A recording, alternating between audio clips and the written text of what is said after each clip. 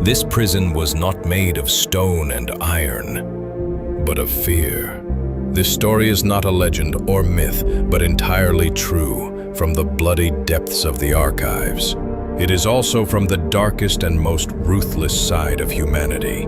We have seen that human rights violations are not limited to military regimes and dictatorships, but are also carried out by countries referred to as Western democracies, such as France, the United States, and the United Kingdom. However, the most widely publicized of all these incidents was what happened at Abu Ghraib Prison in Iraq in 2004. Abu Ghraib Prison. In the west of Baghdad, amidst a vast dusty plain, rise large gray walls. This is Abu Ghraib Prison.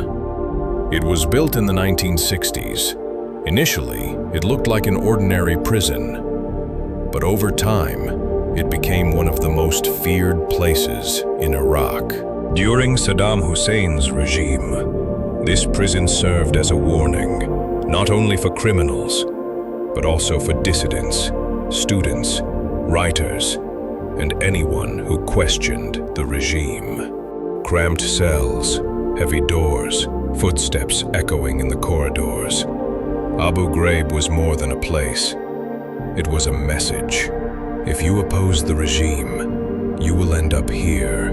Prisoners were often unable to communicate with the outside world for months.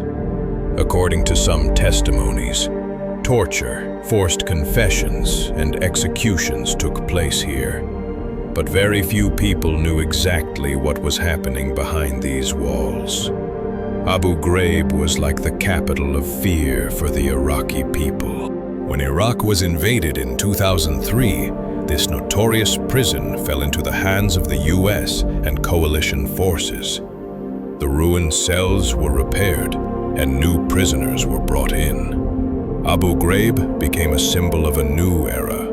Saddam's prison was now under the control of the occupying forces, but the dark atmosphere inside remained unchanged. The iron doors were the same. The cold stone cells were the same. The only difference was that this time, the color of the uniforms on guard duty had changed. Abu Ghraib scandal. Spring 2004. The world was shaken by photos from a distant prison. Bare hands, hooded heads, humiliated bodies. These images came from Abu Ghraib Prison near Baghdad, Iraq. In this US military-controlled prison, detainees had been subjected to inhumane treatment. The detainees were deprived of sleep for long periods. Bright lights were shown on them, and loud music was used to exert psychological pressure. Their eyes were covered, their hands were handcuffed behind their backs. Some were left naked. Their privacy was clearly violated. One form of psychological torture was threats of death, of their families, of the shame their wives would feel upon seeing them. The photo of the hooded man on the box remains the symbol of the scandal. He was standing on the box, his head covered, cables tied to his hands.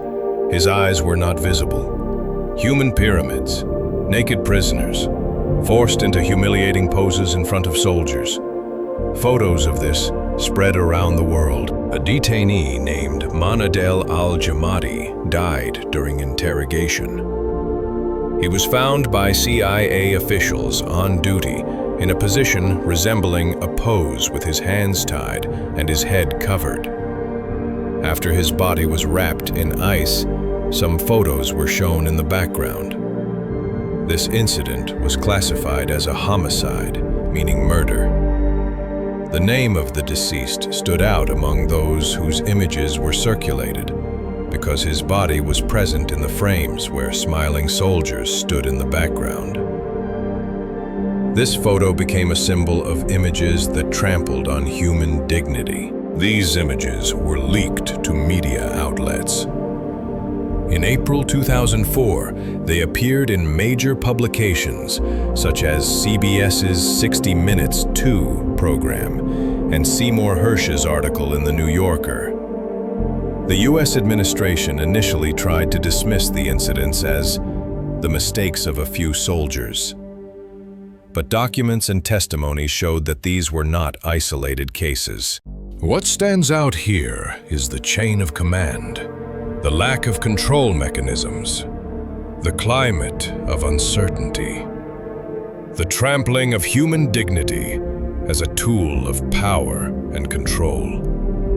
The revelation that the real goal is not to obtain a confession or information, but to humiliate, to instill fear in order to extract a confession. The echoes of voices, the image of naked bodies, people whose faces are unseen, but whose shadows are everywhere.